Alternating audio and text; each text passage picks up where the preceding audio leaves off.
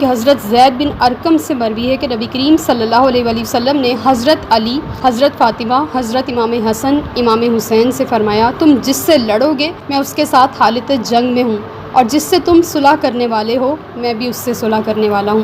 پھر عبد الرحمن بن ابی لیلہ نے اپنے والد سے روایت کرتے ہیں کہ حضور نے فرمایا، کوئی بندہ اس وقت تک مومن نہیں ہو سکتا جب تک کہ میں اس کے نزدیک اس کی جان سے بھی محبوب تر نہ ہو جاؤں، اور میرے اہل بیت اسے اس کے اہل خانہ سے بھی زیادہ محبوب تر نہ ہو جائیں، اور میری اولاد اسے اپنی اولاد سے بڑھ کے محبوب نہ ہو جائے، اور میری ذات اسے اپنی ذات سے بڑھ کے محبوب نہ ہو جائے۔ کیا کرائٹیریا ہے ایمان کا! ہم کہتے ہیں کلمہ پڑھ لیا، نماز پڑھ لی، حج کر لیا، روزہ رکھ لیا، کامیاب ہو گئے۔ حضور نے تو سارا کرائٹیریا ہی چینج کر دیا۔ اپنی ذات سے زیادہ مجھ سے پیار نہیں کرو گے، مومن نہیں کہلاؤ گے۔ اپنے بیٹوں سے زیادہ میرے بیٹوں سے محبت نہیں کرو گے، مومن نہیں کہلاؤ گے۔ اپنے گھر والوں سے زیادہ میرے گھر والوں سے محبت نہیں کرو گے، مومن نہیں کہلاؤ گے۔